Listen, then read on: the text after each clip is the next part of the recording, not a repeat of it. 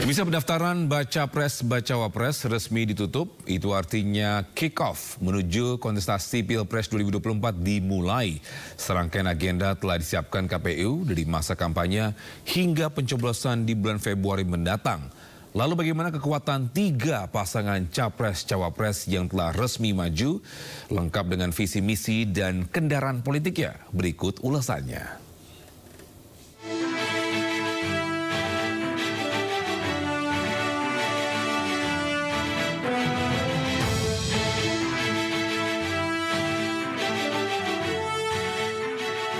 Tiga pasangan Capres-Cawapres resmi akan berkontestasi untuk memenangkan suara rakyat di Pilpres mendatang.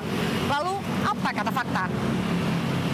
Menurut survei bulan Oktober, elektabilitas pasangan Capres dan Cawapres Ganjar Pranowo Mahfud MD merupakan yang tertinggi dengan 31,98%. Tidak berbeda jauh disusul dengan pasangan Prabowo Subianto Gibran Rakabuming Raka dengan 31,32%. Sementara pasangan Anies Baswedan Muhaimin Iskandar elektabilitasnya adalah 28,91%. Ganjar Mahfud disebut sebagai pasangan yang saling melengkapi, baik dari karakter kepemimpinan hingga keberanian dalam membenahi hukum Indonesia.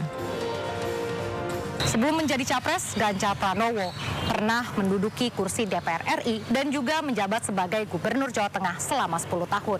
Sementara itu, Mahfud MD pernah menjabat sebagai Ketua MK selama 5 tahun, lalu menjadi anggota DPR RI dan kini menjabat sebagai Menko Polhukam. Sedangkan Capres Prabowo Subianto memiliki karir yang mentereng di militer hingga menjadi Danjen Kopassus dan juga Pangkostrat dan kini menjadi Menteri Pertahanan. Sementara cawapresnya yaitu Gibran Rakabuming Raka merupakan Wali Kota Solo. Selanjutnya Capres Anies Baswedan. Ia pernah menjabat sebagai Mendikbud hingga terpilih menjadi Gubernur DKI Jakarta. Cawapresnya yaitu Caimin. Ia pernah menjadi Wakil Ketua DPR RI dan juga pernah menjabat sebagai Menteri Tenaga Kerja dan Transmigrasi.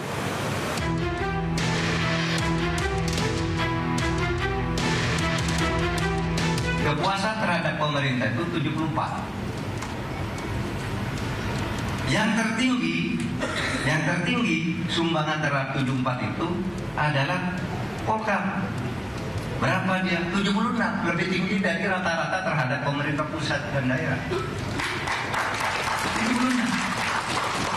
Indeks penegakan hukum 64.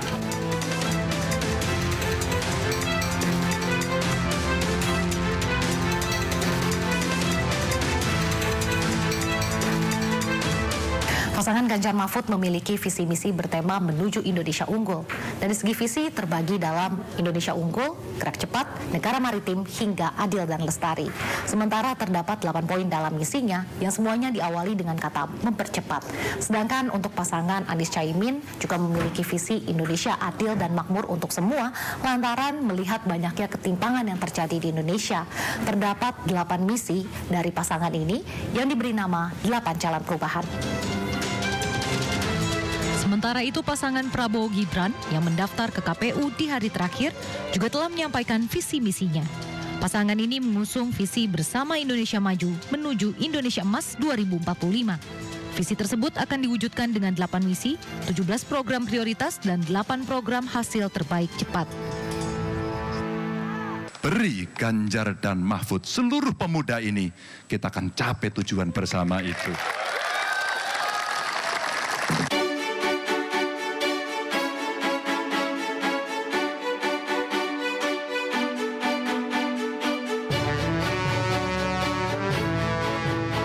Kekuatan parpol koalisi pendukung Ganjar Mahfud diusung oleh PDIP, P3, Perindo, dan juga Partai Hanura. Mesin tim pemenangan nasional Ganjar juga telah bergerak cepat. Sementara pasangan Prabowo Gibran diusung oleh Koalisi Indonesia Maju, yakni ada Gerindra, Golkar, PAN, Demokrat, hingga PBB dan Gelora. Sedangkan pasangan Anies Caimin diusung oleh Koalisi Perubahan yang berisi Partai Nasdem, PKB, dan juga PKS.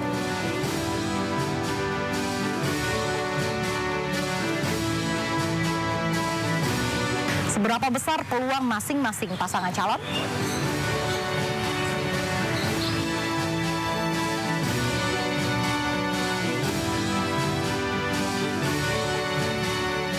Saya kira terlalu cepat kita kalau misalnya menganalisis peluang dan kemungkinan mana yang lebih memungkinkan menang.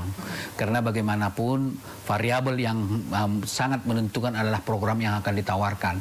Tetapi dari segi sosok dulu yang kita lihat, karena memang secara program kan belum muncul ini.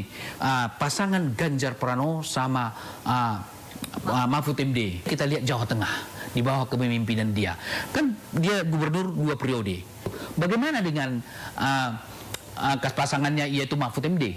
Saya kira Ibu kalau mau jujur kita mengatakan tidak saya temukan kekurangannya, kelemahannya. Prabowo kan sudah tampaknya kelihatannya terlalu tua. Namun demikian di backup oleh Gibran yang memang sangat muda, sangat luar biasa. Tetapi disertai juga katakanlah semacam tanda kutip lah kita sebut kekurangan. Kenapa? Karena dia tidak melalui jenjang yang mematangkan proses daripada ketokohannya. Saya kira Anies Baswedan tidak ada sesuatu yang menonjol ketika dia Jakarta. Kenapa saya mengatakan itu? Tetap aja banjir, tetap aja macet.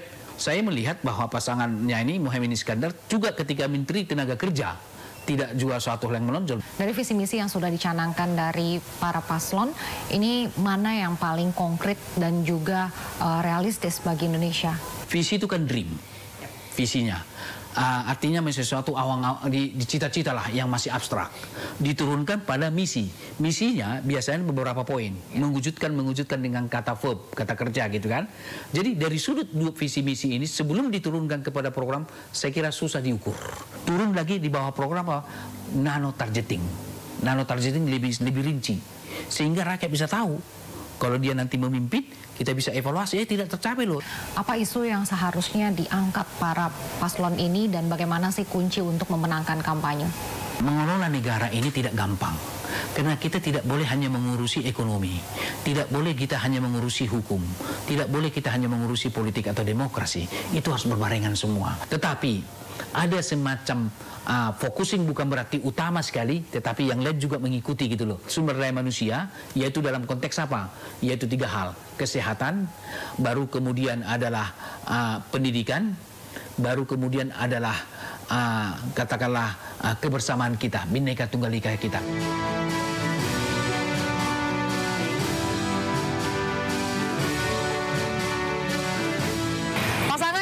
Capres yang telah resmi mendaftar nantinya akan resmi ditetapkan pada 13 November. Selanjutnya selama hampir 4 bulan hingga Februari 2024, para pasangan Capres-Cawapres beserta dengan mesin politik akan terus bekerja dalam masa kampanye pemilu. Saya Reza Nadia dan Rian Kaputra serta juru kamera Dede Rudi. Sampai jumpa di Apa Kata Fakta selanjutnya.